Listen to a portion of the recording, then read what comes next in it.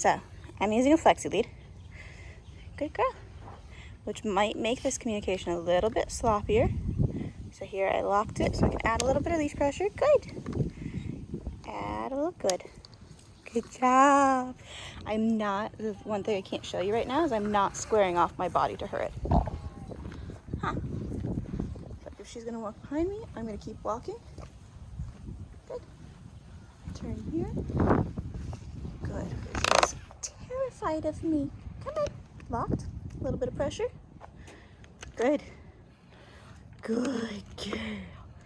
I know. A little bit of pressure. Good.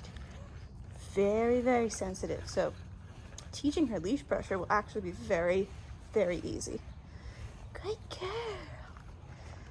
I just got to make sure she doesn't back out of this harness. Good. Good. Good job. So with a dog like this, it's really important to make sure you're not trying to stare them down. You're not trying to get them to come over to you. She's not going to come over to me if I'm putting any pressure on her whatsoever. What she will do, she'll be more comfortable if I relax and if I give her my back so that she can investigate me without any pressure from me. Good job. Good. Good. Good. Go a little farther away. Let's see what she does here. Good. Add a little bit of pressure.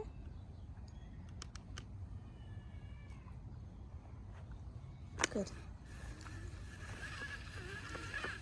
She's gonna go and try to lay down probably, or avoid me somehow that's a little bit more comfortable. Good girl. You're doing great, little mama. You're doing great.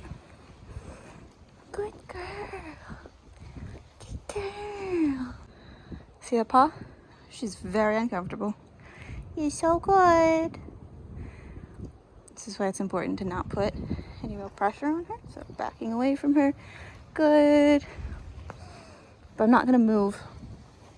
I'm not gonna move towards her. If I have to switch sides like that, I'm gonna look away from her. I'm gonna make sure she doesn't get wrapped around that bike. So a little bit of pressure. Good job. But she's nice and sensitive, so this should go pretty easily once I earn a little bit of trust here. Good job. Good girl. Yeah, that's a little better. That is a little better. Good. That's the thing about flexi leads is that they're super helpful if you want to have a long leash without it getting tangled and having to have the coordination to wrap it back up when your dog gets close. But you gotta lock it out if you want there to actually be slack on the leash. Good girl. Good girl. So watch how sensitive this dog is now that I have the flexi lead locked. Tiny bit of pressure. She feels that much. That's barely anything. That's like the leash barely getting tight. So that's something to be aware of. If you have a really sensitive dog, flexi lead might not work very well for you because it might be the constant stimulation of the leash constantly being pulled in and out, and always having a little bit of tension on it, might actually be adding to your dog's stress level. Okay. I like that she's sitting because she's kind of trying to relax, trying to like decompress and self-regulate right now.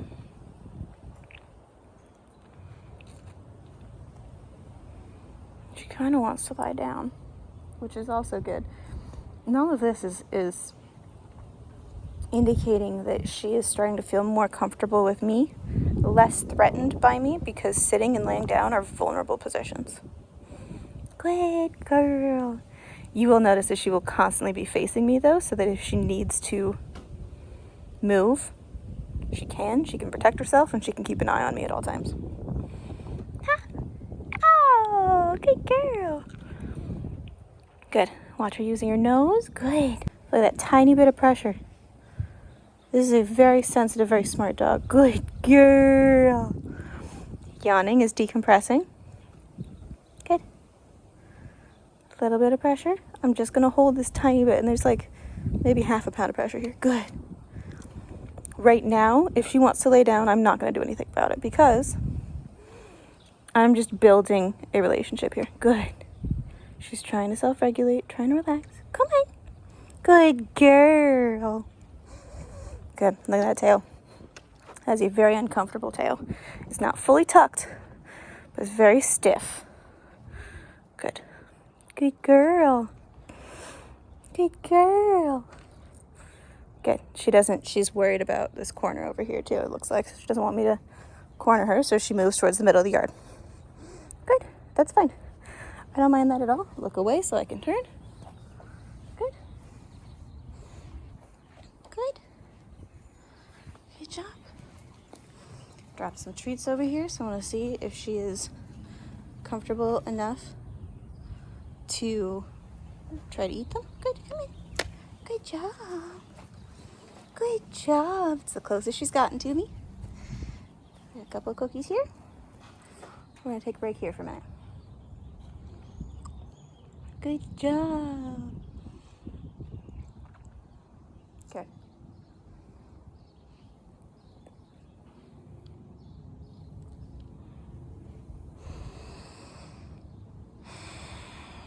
Another thing is if you are visiting somebody who has a dog like this, remember to relax. So like myself, I have to constantly remind myself, okay, we stop moving.